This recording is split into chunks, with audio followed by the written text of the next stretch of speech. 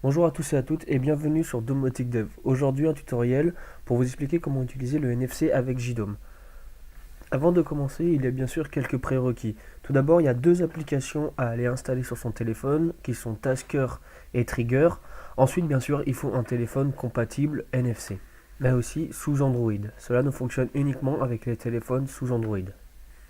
Donc pour commencer, il faut ouvrir l'application Trigger, aller dans l'onglet Tâches. Il vous suffira de créer une nouvelle tâche. Moi, en l'occurrence, je vais l'appeler Test pour vous montrer.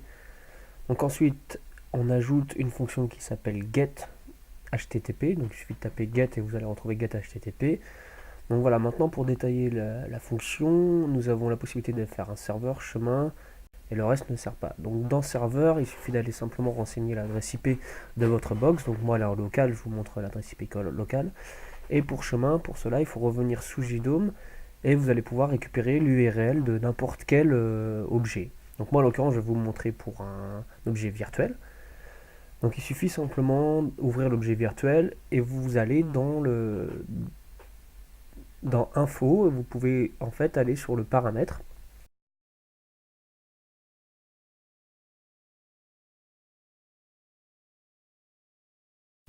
Et voilà, quand vous êtes sur le paramètre, vous voyez qu'en fait, il y a une possibilité de récupérer l'URL direct. Donc vous copiez cette URL, vous allez la coller dans un bloc-notes classique, hein, pas la peine d'aller chercher des choses compliquées. Et en fait, là vous avez l'URL qui vous permet d'activer l'objet. Elle n'est pas complète, il manque en fait l'adresse IP devant. Donc si vous voulez la tester, il vous suffit de recompléter l'adresse IP avec votre IP de box. Donc bien sûr, moi je vous masque tout ça parce que c'est ma box, donc vous pourriez avoir accès si jamais je l'essaie. Donc je retourne chercher l'adresse IP, voilà, je la connaissais plus de tête, donc je retourne la chercher. Je la remets pour recompléter l'URL. Donc là ça fait http l'adresse IP et vous remettez ensuite le /core /API ainsi de suite. Et cette adresse, si vous la reprenez et que vous retournez la coller dans un onglet Internet Explorer classique, et en fait c'est la commande directe pour activer votre objet. Donc là vous voyez qu'il est désactif, donc je réactive l'adresse et voilà. Donc là ça fonctionne. Donc vous voyez bien que mon état de mon objet virtuel change. Donc bien sûr cette URL il est disponible pour à peu près tout, scénario, ainsi de suite, objet non virtuel, ainsi de suite. Donc on revient maintenant sur sur Trigger, pardon. Et donc là on peut renseigner le chemin avec le bon code. Donc il suffit en fait que la première et la deuxième ligne refassent votre adresse complète et vous avez l'adresse URL complète. Donc on peut faire un petit play, bon là forcément ça fonctionne pas parce que je vous ai mis XX à la place de l'API key pour pas que vous puissiez voir, donc moi ça fonctionne pas, mais chez vous ça devrait fonctionner.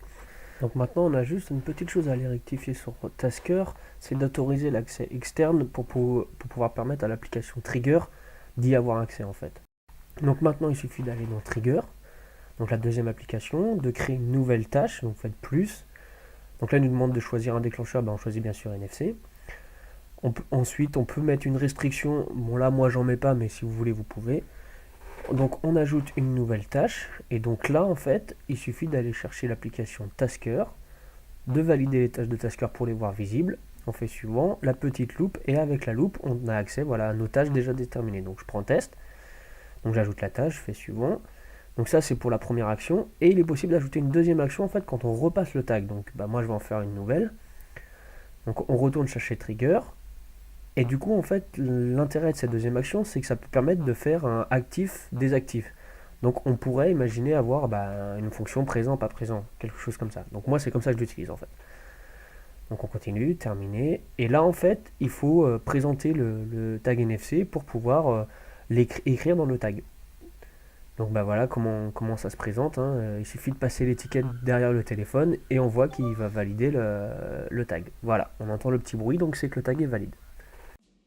Voilà, ce tutoriel est maintenant terminé, j'espère que vous avez tous bien compris. Je mettrai dans la description les différents liens de téléchargement des applications Android afin que vous puissiez les retrouver facilement. N'hésitez pas à vous abonner, à aller voir les autres vidéos qui sont sur la chaîne. Actuellement il y en a une sur Sarah avec JDOM.